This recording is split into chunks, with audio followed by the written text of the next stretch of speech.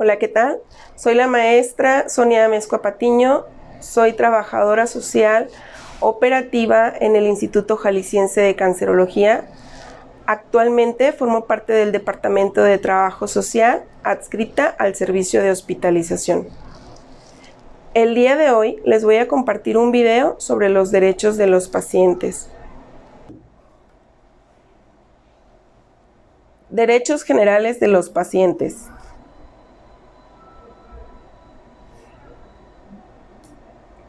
¿Qué es un derecho? El derecho es un conjunto de principios y normas generalmente inspirados en ideas de justicia y orden, que regulan las relaciones humanas en toda sociedad y cuya observancia es impuesta de forma coactiva por parte de un poder público.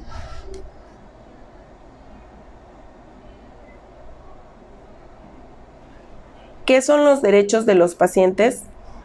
Los derechos de los pacientes son derechos subjetivos de la persona humana relacionados con su estado de salud-enfermedad. Se trata del ser humano en su condición de paciente que necesita sean respetados sus derechos humanos fundamentales: a la vida, a la salud, a la integridad física, a la dignidad, a la libertad, a la información, a la identidad, a la intimidad, a la confidencialidad, al consentimiento informado, a la verdad, a una muerte digna, entre otros.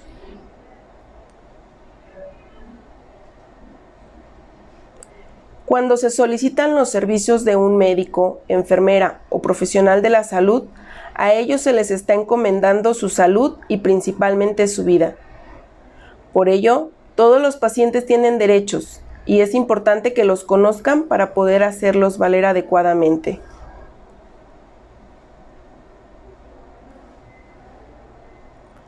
La Ley General de Salud, publicada en el Diario Oficial de la Federación el 7 de febrero de 1984, y que mantiene su texto vigente ante las últimas reformas publicadas en el Diario Oficial de la Federación el 24 de enero del 2020, contempla que los pacientes en México tienen 16 derechos orientados a favorecer una mejor calidad médica y fomentar el respeto a sus necesidades e intereses.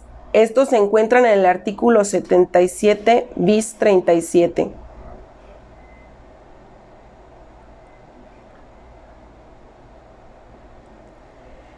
Estos derechos fueron resumidos en el documento nombrado Carta de los Derechos Generales de los Pacientes.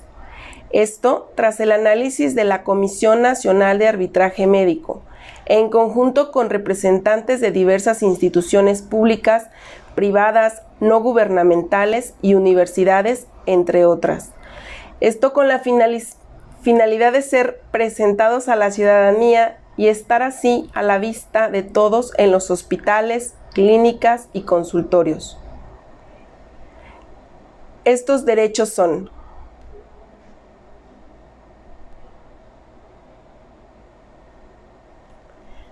recibir atención médica adecuada. El paciente tiene derecho a que la atención médica se le otorgue por personal preparado de acuerdo a las necesidades de su estado de salud y a las circunstancias en que se brinda la atención, así como a ser informado cuando requiera a otro médico.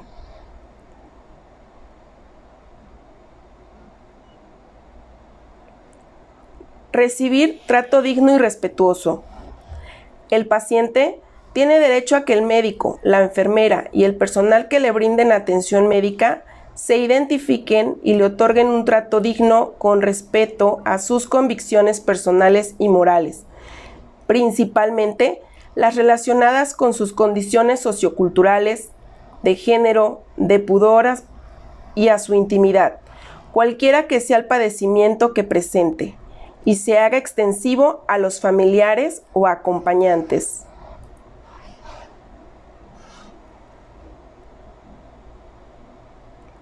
Recibir información suficiente, clara, oportuna y veraz. El paciente, o en su caso el responsable, tienen derecho a que el médico tratante les brinde información completa sobre el diagnóstico, pronóstico y tratamiento, se exprese siempre en forma clara y comprensible, se brinde con oportunidad con el fin de favorecer el conocimiento pleno del estado de salud del paciente y sea siempre veraz, ajustada a la realidad.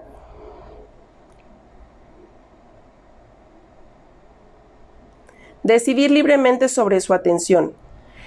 El paciente, o en su caso el responsable, tienen derecho a decidir con libertad, de manera personal y sin ninguna forma de presión, aceptar o rechazar cada procedimiento diagnóstico terapéutico ofrecido, así como el uso de medidas extraordinarias de supervivencia en pacientes terminales.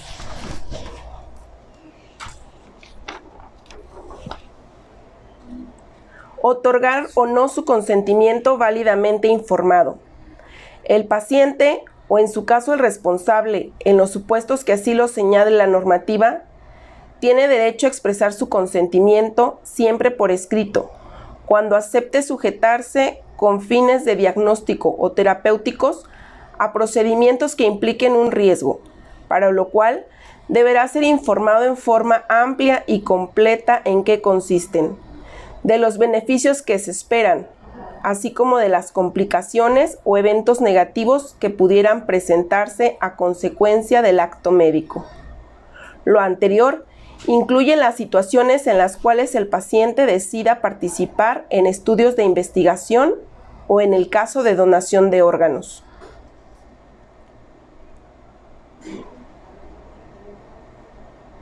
Ser tratado con confidencialidad.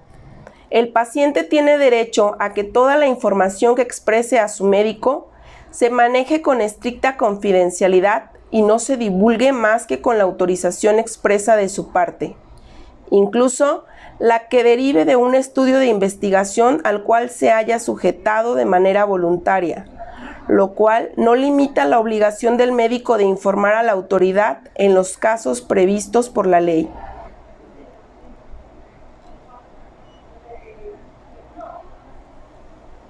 ¡7! Contar con facilidades para obtener una segunda opinión. El paciente tiene derecho a recibir por escrito la información necesaria para obtener una segunda opinión sobre el diagnóstico, pronóstico o tratamientos relacionados con su estado de salud.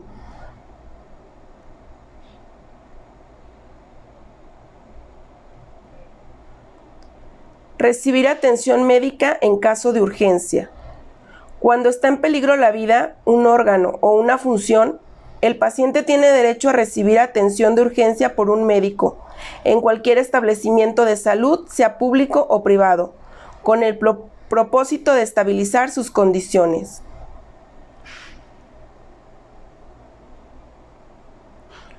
Contar con un expediente clínico.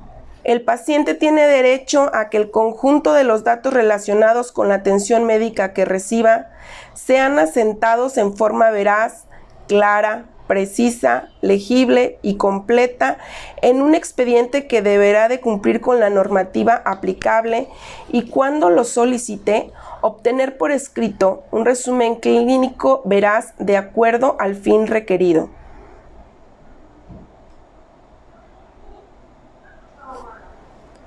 Ser atendido cuando se inconforme por la atención médica recibida.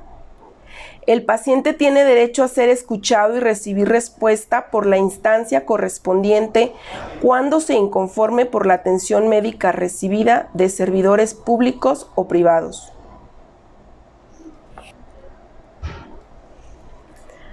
Así pues, concluir recordando que el velar porque se respeten los derechos de los pacientes es responsabilidad de todos. Muchas gracias.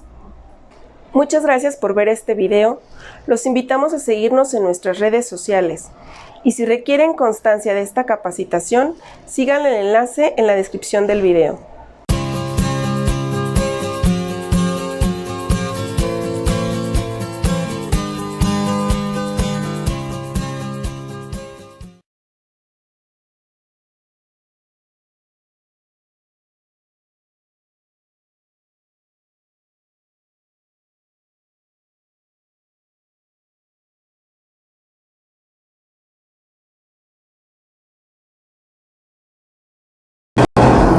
¿Ya conocen nuestros derechos como médicos?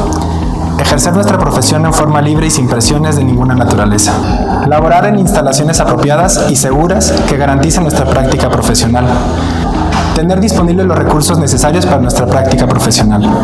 Abstenernos de garantizar resultados en la atención médica. Recibir trato respetuoso por parte de los pacientes, sus familiares, así como del personal relacionado en nuestro trabajo.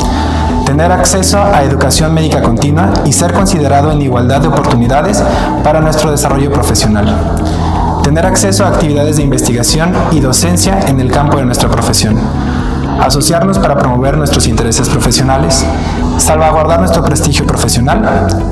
Percibir remuneración por nuestros servicios prestados. Te invito a que los conozcas y los ejerzas.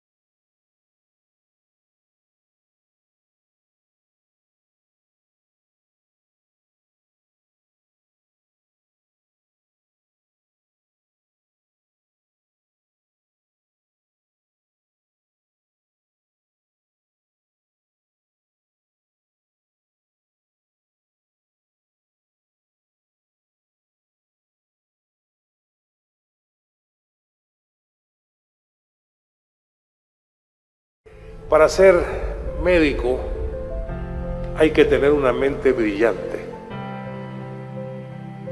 No cualquier persona puede ser médico, pero tener una mente brillante y ser genial no es suficiente para ser un buen médico.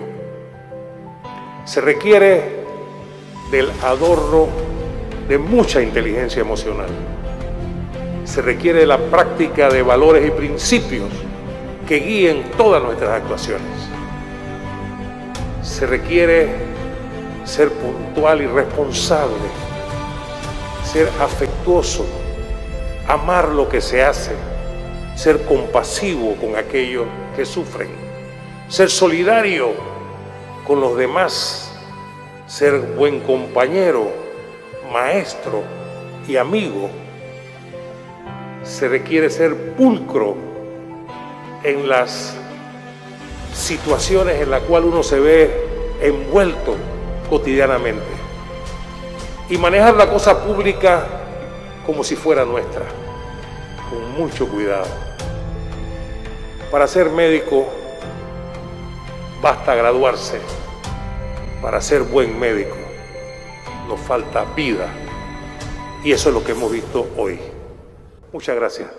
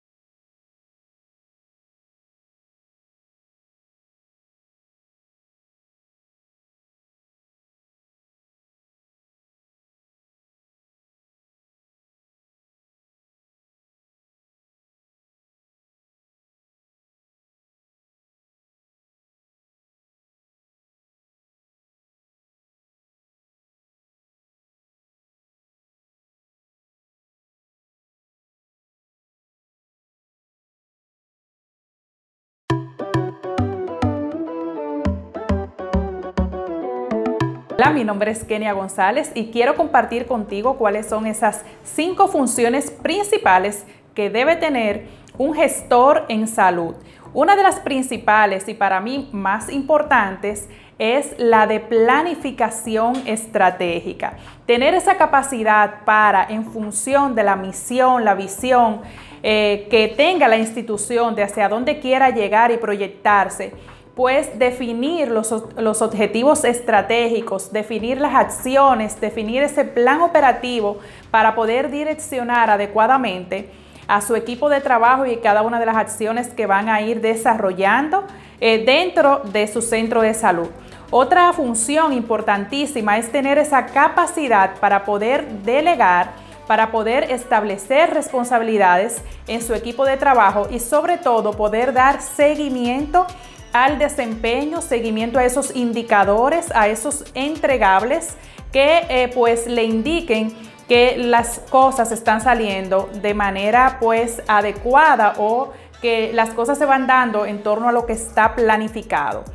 Otra función importantísima es poder garantizar una gestión de calidad y seguridad para la atención de los pacientes, poder garantizar procesos que estén basados en estándares de calidad, verificar todo el cumplimiento de normas nacionales o estándares internacionales que le garanticen un servicio de calidad para los usuarios. Otra función importante que debe tener un gestor en salud es esa capacidad de liderazgo positivo, liderazgo proactivo, donde pueda hacer sinergia con su equipo de trabajo y sacar lo mejor de cada uno de ellos. Y finalmente debe ejercer una función donde exista el control y monitoreo de los resultados.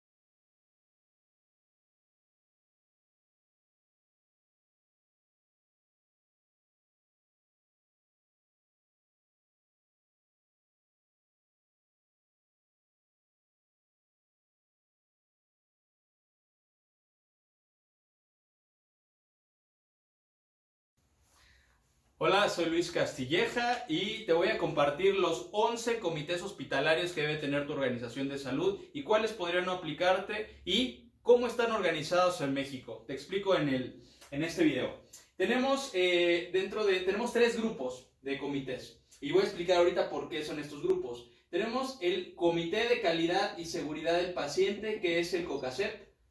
Tenemos el CODECIN, que es el Comité de Detección y Control de Infecciones, y tenemos también el Comité de Seguridad y Atención Médica en caso de desastres. Tenemos también el COFAT, que es el Comité de Farmacia y Terapéutica. Tenemos el Comité del Expediente Clínico y es el primer grupo.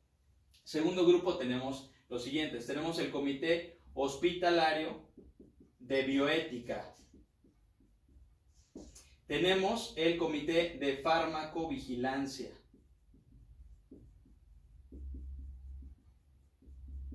Tenemos el Comité de Morbimortalidad, que cerraría este segundo bloque. Y tenemos ese otro bloque que es el Comité de medicina transfusional. Y tenemos el comité de tecnovigilancia y el comité de trasplante, en el caso de que aplique en tu organización de salud. Ok, ¿por qué están agrupados en este orden? Bueno, porque de acuerdo al modelo de seguridad del paciente, en sus requisitos indispensables, porque tienen requisitos indispensables, convenientes y necesarios en la autoevaluación que tienes que realizar si te vas a certificar o si estás certificado, y ahí vas a poder encontrar que te pide que tengas un COCACEP o el Comité de Calidad de Seguridad del Paciente, y lo pide como un indispensable en el 4.31. El CODECIN te lo pide en el 4.32. 4.33 en el Comité de Atención Médica en caso de desastre. El 4.34 te lo pide el COFAT y el 4.35 te lo piden para el expediente.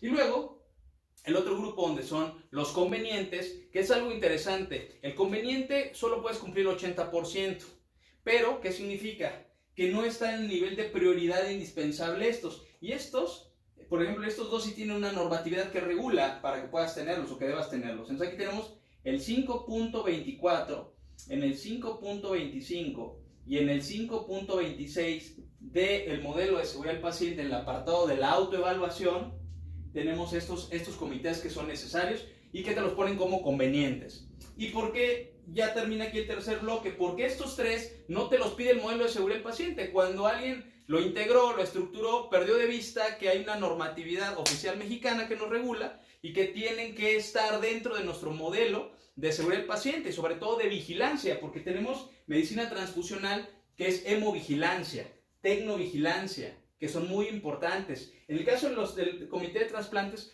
te lo mencionan en PFR, pero estos dos son normativos. Entonces vamos a revisar esto. Este COCACEP no tiene una norma oficial mexicana, tiene una instrucción que estableció desde CICalidad que tengamos un comité de calidad sobre el paciente.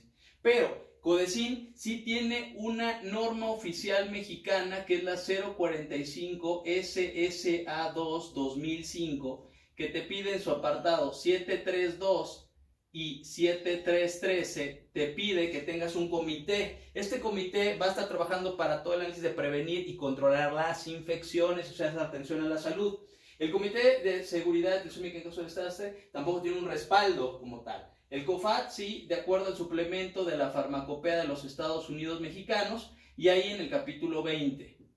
El expediente clínico no te pide como tal un expediente, te pide un órgano colegiado interno o externo. Este te lo pide en la norma oficial mexicana 004 SSA3 2012 en su apartado 5.20. En el numeral 5.20 te pide lo del expediente, te pide un órgano colegiado. El hospitalario bioético está sustentado en el artículo 88 del reglamento de la Ley General de Salud en materia de prestación de servicios de salud. El de farmacovigilancia lo tenemos sustentado y soportado por la norma oficial mexicana 220 SSA1 2016, que es su última versión, y este lo tenemos en el 7.3.17. El de mortalidad como tal no, y los tres que quedaron fuera de este lado. El de medicina transfusional sí tiene una norma oficial mexicana que lo requiere, que lo solicita. La norma oficial mexicana 253 SSA1 2012. Esta también te lo pide, ¿sí?, en el 17.1. En ese numeral te pide el Comité de Medicina Transfusional. El de tecnovigilancia está en la norma oficial mexicana 240 SSA1 2012. Y este te lo requiere en el 6.5. Y trasplantes te lo pide en el artículo 316 de la Ley General de Salud. Entonces, es increíble. ¿Qué significa? Que puede haber hospitales certificados que no tengan un comité de tecnovigilancia.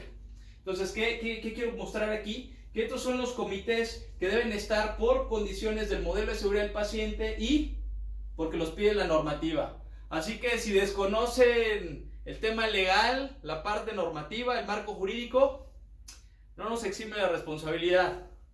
Saludos.